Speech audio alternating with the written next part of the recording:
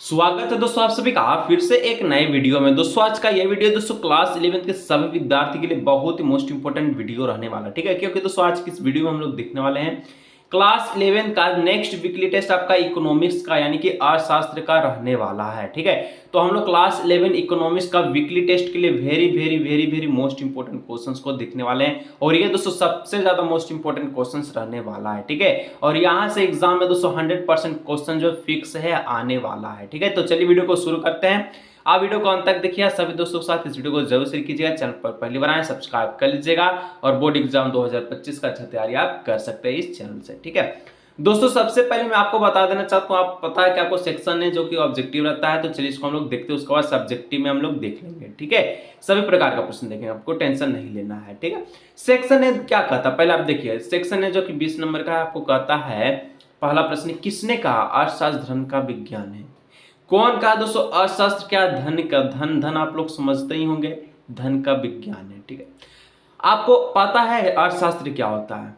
अगर आप अर्थशास्त्र पढ़ रहे हैं, इकोनॉमिक्स पढ़ रहे हैं, तो आपको पता होना चाहिए कि अर्थशास्त्र क्या होता है, इकोनॉमिक्स क्या होता है, ठीक है। तो देखिए दैनिक जीवन में जो भी आप क्रियाएं देख रही है, जो भी आपके द्वारा उपभोक्ता किया जा रहा है, जो भी आपके द्वारा उत्पादन किया जा रहा है, जो भी आप संसाधन को उपयोग कर रहे हैं, ठीक है। जिस प्रकार से महंगाई बढ़ रहा, रोजगार की दर बढ़ रही है और बेरोजगारी बढ़ रही है, ठीक है। ये जितना भी चीजें हैं ये क्या है, तो आपका अर्थशास्त्र के अंतर्गत आता है, ठीक है।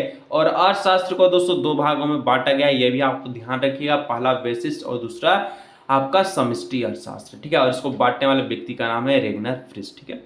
देखिए इतना ज्ञान मैं आपको इसलिए दिया हूं क्योंकि ये जो क्वेश्चन है ये आपके एग्जाम 2025 में, भले 2000 आपका वीकली टेस्ट में ना आए, लेकिन अभी जितना बात बोले वो आपका एग्जाम 2025 में आएगा, ठीक है।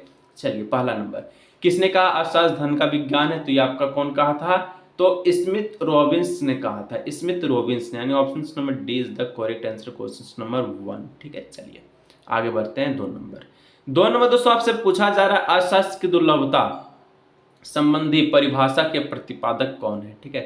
अर्थशास्त्र की दुर्लभता संबंधी परिभाषा के प्रतिपादक कौन है, ठीक है। दुर्लभता मतलब आप लोग जानते होंगे, इसके संबंध में जो प्रतिपादक दिया है, ठीक है, जनक है, यानी कि इसको बताया गया वो कौन है, तो ये आपका रॉबिन्स ही हो जाएगा, यानी ऑप्शन नंबर बी रॉबिन्स, ठीक है। चलिए 3 नंबर, संख्यायिकी का पिता किसे कहा जाता है, ठीक है। स्टैटिस्टिक्स का पिता किसे कहा जाता है, अर्थशास्त्र का अध्ययन किसमें किया जाता है, अर्थशास्त्र का पिता किसे कहा जाता है। ये सब जितना भी क्वेश्चन है ये वेरी मोस्ट इंपोर्टेंट है, वेरी इसको एक बार दिमाग में घुसा के रख लीजिएगा इंपोर्टेंट क्वेश्चंस को, ठीक है। चलिए संख्यायिकी का पिता कौन है, तो ये जो आपका गॉडफ्राइड अकेनवाल हो जाएगा, ठीक है। अकेनवाल ये आपका संख्यायिकी यानी स्टैटिस्टिक्स का फादर, ये सब फिर पिता या फिर जनक कहते हैं, ठीक है। 4 नंबर दोस्तों कहता है संख्यायिकी शब्द का प्रयोग किया जाता है, तो संख्यायिकी शब्द का प्रयोग किसके लिए किया जाता है, ठीक है। तो संख्यायिकी प्रयोग जो है ये आपका एक वचन और बहुवचन, ठीक है, या फिर एक वचन और बहुवचन या फिर इनमें से कोई नहीं। तो देखिए संख्यायिकी जब भी आप स्टैटिस्टिक्स का प्रयोग करते हैं तो आपका एक वचन के रूप में भी होता है और बहुत सारे व्यक्तियों के रूप में। मान के चलिए किसी एक व्यक्ति के बारे में आप बात करें तो वो आपका एक वचन हो गया, ठीक है। 2 व्यक्ति की बात कर या फिर इससे अधिक तो आपका बहुवचन में हो जाता है, ठीक है। या हाँ हम लोग कह सकते हैं कि संख्यायिक शब्द का प्रयोग एक वचन और बहुवचन ये दोनों के रूप में किया जा सकता है, ठीक है। यानी ऑप्शन नंबर जो सी है इसका हो जाएगा करेक्ट आंसर, ठीक है, याद रखिएगा। चलिए आगे बढ़ते हैं। 5 नंबर, संख्यायिकी का प्रयोग किया जाता है, तो संख्यायिकी जब संख्यायिकी एक वचन दो वचन बहुवचन दोनों में प्रयोग किया जाता है तो संख्यायिकी का प्रयोग कहाँ किया जाता है, ठीक है। तो यहाँ पर देख लीजिए व्यवसायियों द्वारा, वैज्ञानिकों द्वारा, अर्थशास्त्रियों द्वारा, ठीक है। मान चलिए कोई भी व्यवसाय करे, कोई भी बिजनेस कर रहा है कोई, ठीक है। तो बिजनेस कर रहा तो उसको पता होना चाहिए कि उसका बिजनेस कैसा चल रहा है, ठीक है। क्या उसके जो इस साल के मुकाबला यानी कि अगला साल के मुकाबला इस साल का जो है प्रॉफिट हुआ है कि लॉस हुआ है, इसका अध्ययन किया जाता है संख्यायिकी में। वैज्ञानिकों के द्वारा किया जाता है, अर्थशास्त्रियों द्वारा किया जाता है, यानी इनमें से सभी हो जाएगा ऑप्शन नंबर डी, ठीक है। चलिए इसी प्रकार से दोस्तों आपको हर एक चैप्टर को, हर एक सब्जेक्ट को समझाया जाता है यहाँ पर, ठीक है। तो सब्सक्राइब कर लीजिएगा, आपके लिए जो है बहुत मस्त अपॉर्चुनिटी रहने वाला। अगर सब्सक्राइब करने में कुछ नहीं जाता कर लीजिएगा, ठीक है। चलिए और वीडियो पसंद आ रहा है तो लाइक भी जरूर कर लीजिएगा। 6 number Adam Smith wealth of nation कब प्रकाशित किया गया? Wealth of nation, Adam Smith को वेल्थ ऑफ नेशन कब प्रकाशित किया गया? ठीक है, वेल्थ ऑफ नेशन, तो ये आपका 1776 ईस्वी में प्रकाशित किया गया है। ठीक है, चलिए ऑप्शन नंबर ए हो जाएगा 1776। ठीक है, चलिए आगे बढ़ते हैं। 7 नंबर, निम्न में से आर्थिक क्रियाएं की शाखा कौन है? आर्थिक क्रिया का शाखा पूछा, ब्रांच पूछा। ठीक है, ब्रांच कौन हो जाएगा आपसे पूछा गया है। ठीक है, तो यहाँ पर दोस्तों समष्टि अर्थशास्त्र और वैशिष्ट अर्थशास्त्र, ये अर्थशास्त्र की क्रियाओं की शाखा।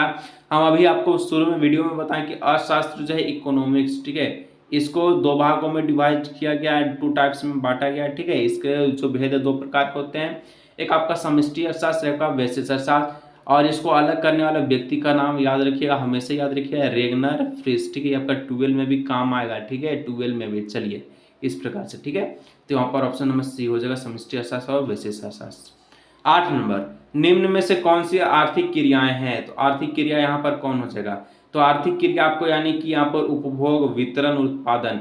देखिए कोई भी व्यक्ति किसी चीज को उपभोग कर रहा है तो वो भी आर्थिक क्रिया में आता है। कोई भी वितरण कर रहा है, ठीक है, बांट रहा है, बंटवारा कर रहा है चीजों का, ठीक है, तो उसको भी हम लोग आर्थिक क्रिया में बांटेंगे। और उत्पादन को भी, उसको उपजाऊ कर रहा है तो उसको भी हम लोग आर्थिक क्रिया में बांटेंगे, यानी ऑप्शन नंबर डी हो जाएगा इनमें से सभी। ठीक है, चलिए कोई दिक्कत की बात हो, परेशानी की बात हो, नीचे कमेंट कर सकते हैं। 9 नंबर, अर्थशास्त्र सीमित साधनों का विज्ञान है या किसका कथन है? ठीक है, अर्थशास्त्र सीमित साधनों का विज्ञान है। अर्थशास्त्र क्या है? तो सीमित साधनों का विज्ञान है, या कथन किसका है? तो ये दोस्तों आपका रॉबिन्स का कथन हो जाएगा। ठीक है, सीमित साधन यानी कि उसका पास ज्यादा कुछ नहीं है। ठीक है, चलिए 10 नंबर, अर्थशास्त्र विज्ञान एवं कला दोनों है, यह जो है किसका कथन है? देखिए अर्थशास्त्र जो आपको बताएं कि वैज्ञानिकों द्वारा भी प्रयोग किया जाता है इसका, ठीक है, और यहाँ पर यह दो कला के लिए भी जाना जाता है। तो यह जो कथन है किसका? तो आपका मार्शल का है। ठीक है, मार्शल, ऑप्शन नंबर बी।